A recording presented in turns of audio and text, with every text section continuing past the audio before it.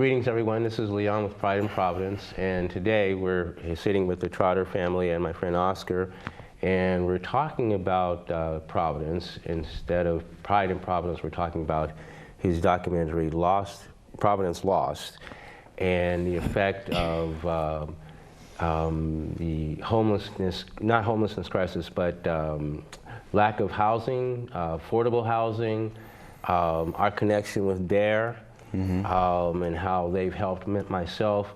I'm going to talk to Oscar a little bit first, and then we're going to talk to the Trotters and tell you why we're telling this story. So, Oscar, I want to thank you for coming to Pride in Providence and bringing the Trotter family. Well, I want to start off with you just a little bit. Tell me a little bit about yourself for some of the people who don't know who you are or in Providence, and tell me why you're here to show your pride in Providence. Sure.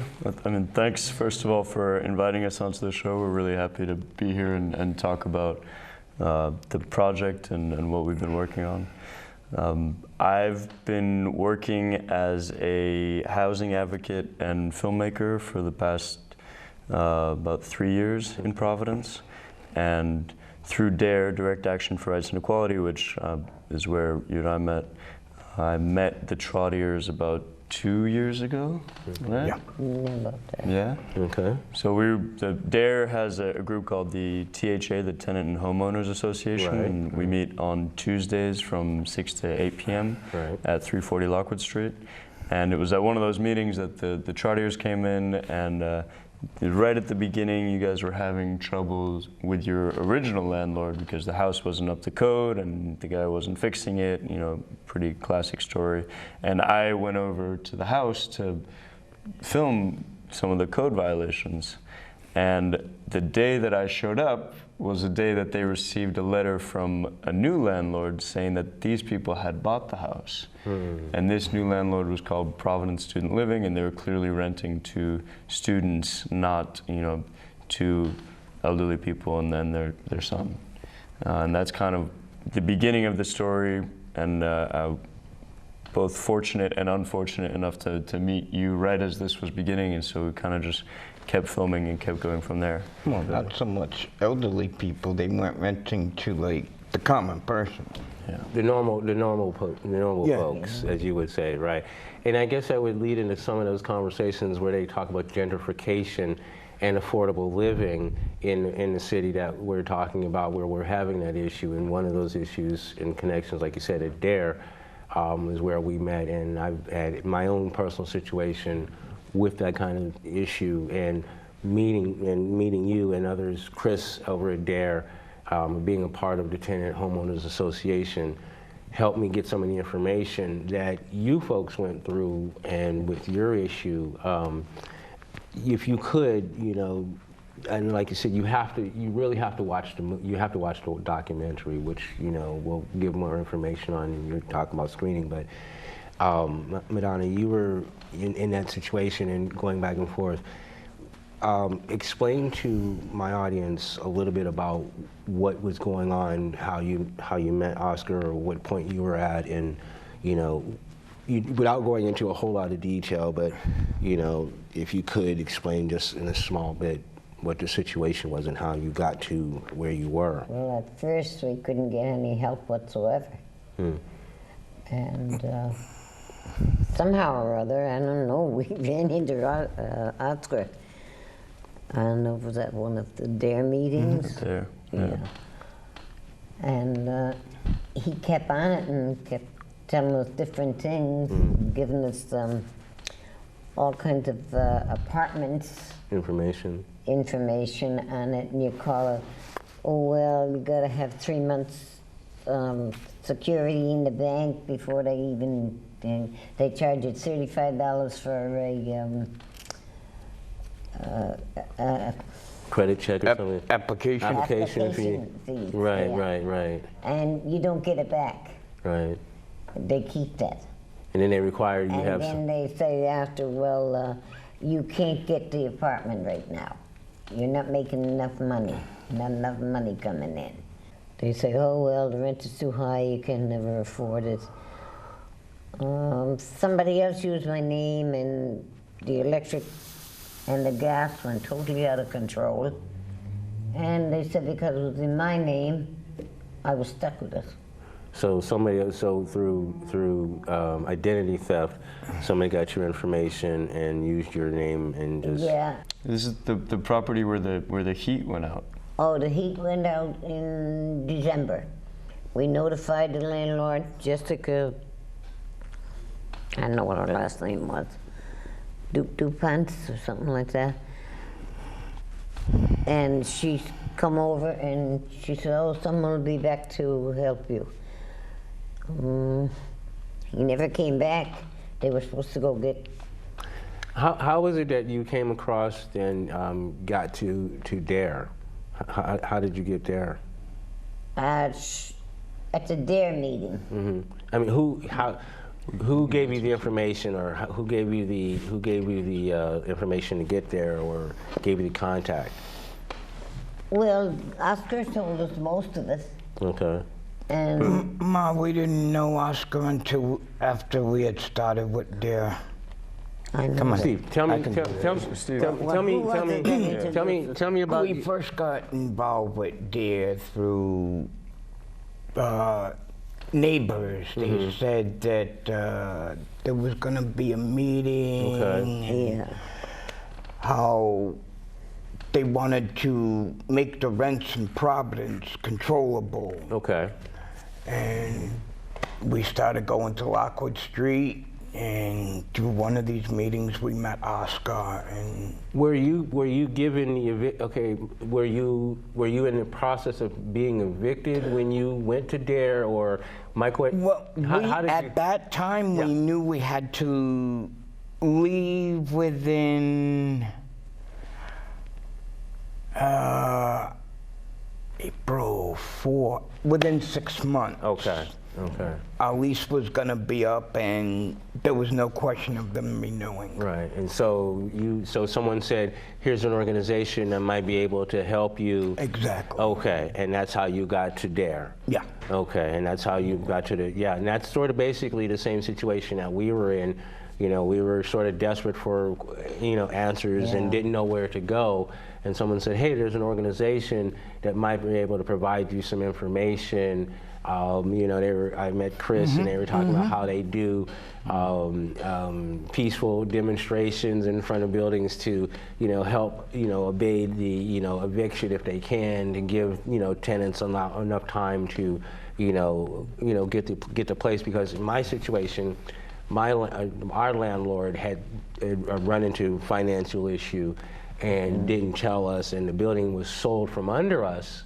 And had we known that there was a time that we could have done something, sure, we would have, gone to DARE and, gotten to Chris. But by the time, the situation gotten to us, like with you folks, it was too late for us to do anything.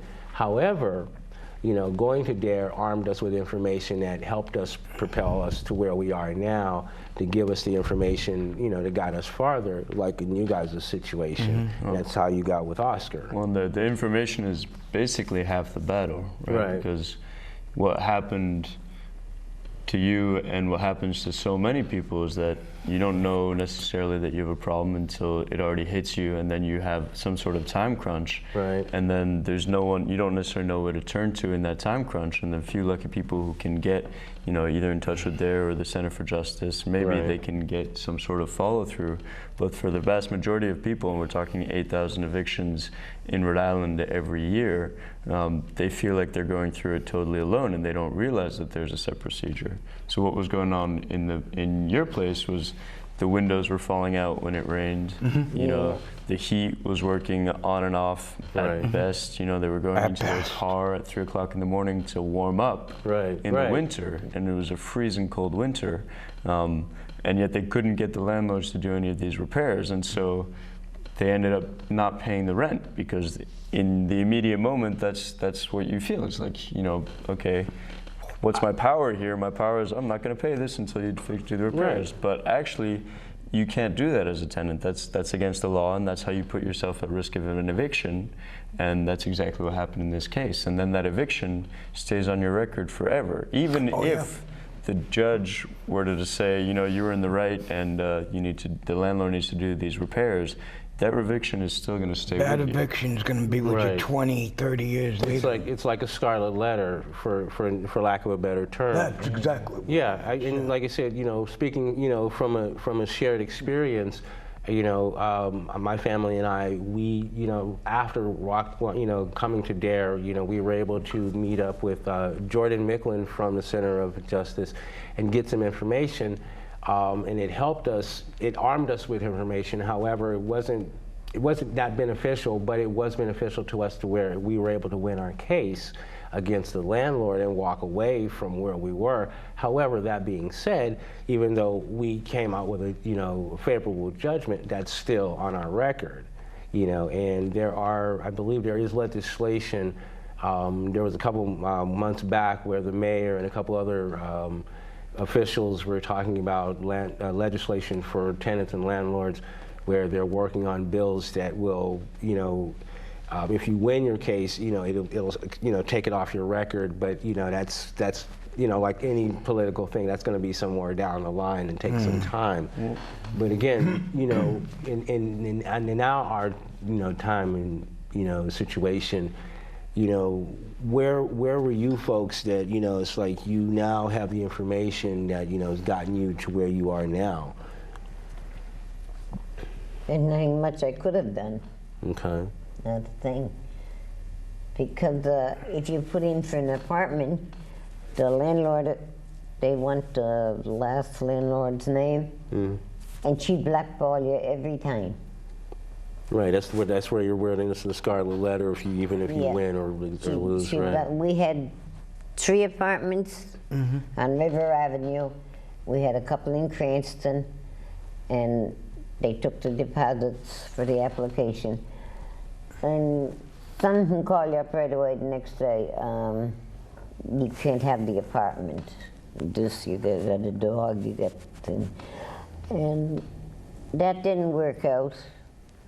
And he wasn't going to get rid of his dog, not when he had a letter from the doctor. So we went to all the real estate. I think we went to about 50 real estates. They came back with the same thing. You don't have enough money coming in, and you just can't have the apartment. We couldn't even get into a 2-room one in housing. Yeah, and it's sometimes a situation where you're not making enough to qualify for a home loan. For a home loan. And you're making too much to qualify for financial aid or housing assistance. So you're stuck. It's kind of a catch-22. Yeah, you're stuck in the middle.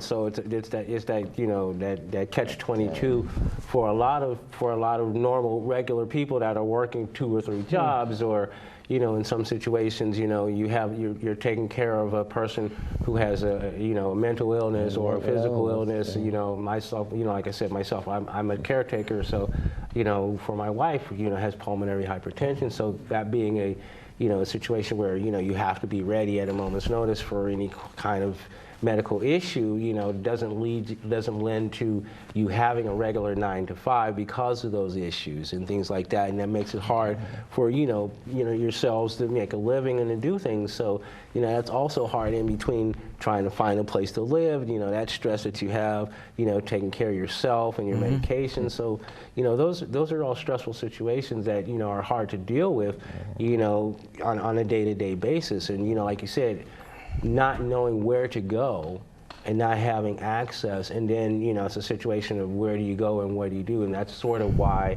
I'm trying to we're doing this now, so if there's anybody out there who doesn't know, there is help, and you don't have to wait till the last minute. DARE, like you said, is a wonderful organization, and like you said, they're on Lockwood. For people who don't know, this is Rhode Island. They're behind the McDonald's. I'm saying behind the Burger King. Behind so you can't say you don't know where it is. So I mean, my point in also is trying to help you guys tell your story. And have Oscar, who's a good person, who's out there trying to bring light to that, so we can help change the narrative, of gentrification, of all going about the money, and not taking care of the people who we're supposed to be taking care of. Yeah. We also have a website, I'll add that's evicted-in-ri.com. Okay. And that has a whole bunch of resources that we've put on it, essentially, for people who want to find a different way to get services. And it kind of breaks down step by step this whole eviction process. Okay.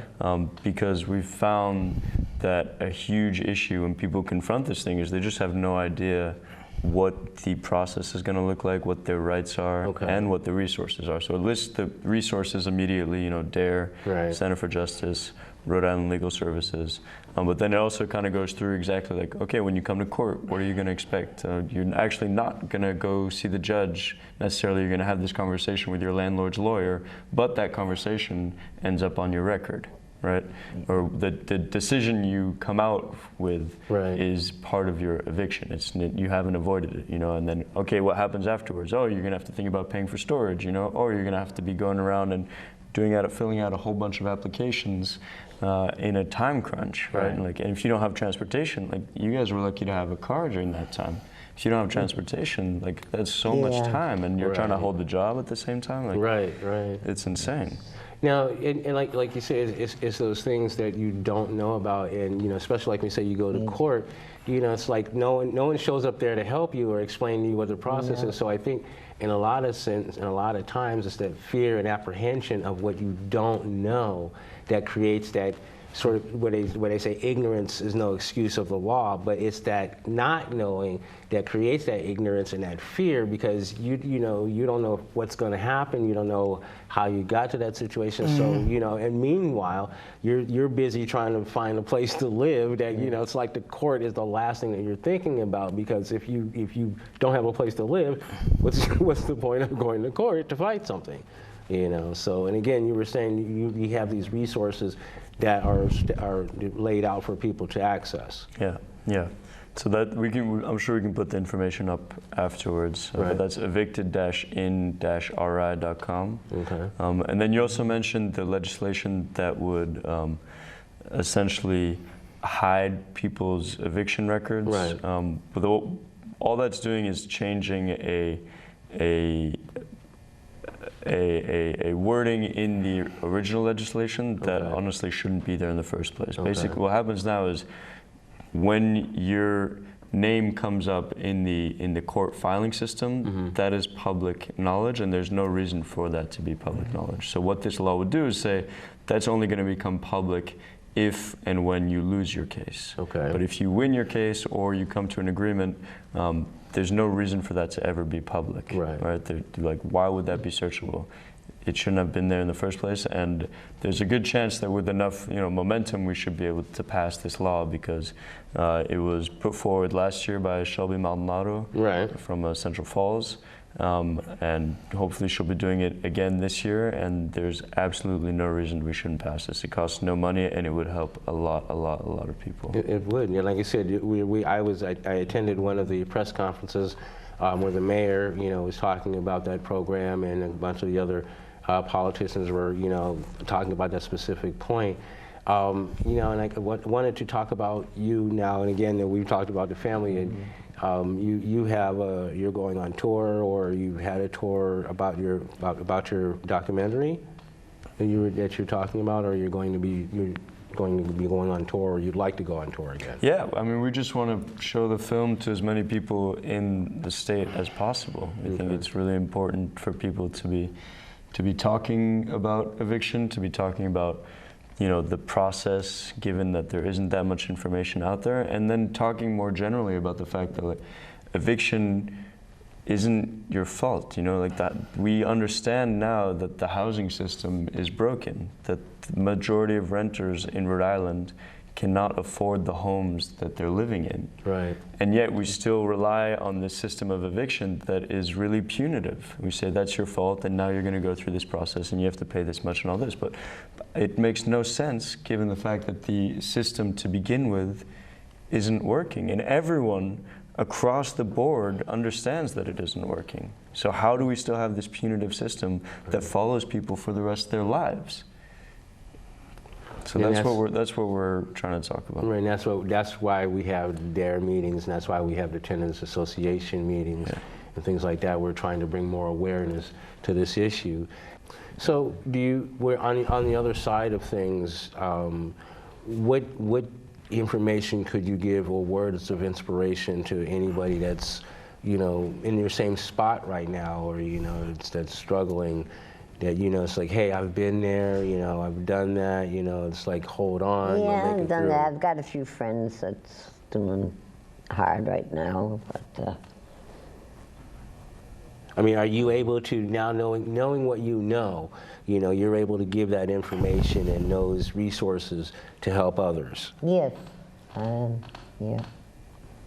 What would you say? Yeah. Stephen, what about yourself? I mean, knowing what you know now, it's like, like I said, what I want you to do, and besides the Luke Skywalker thing, your tenants right thing.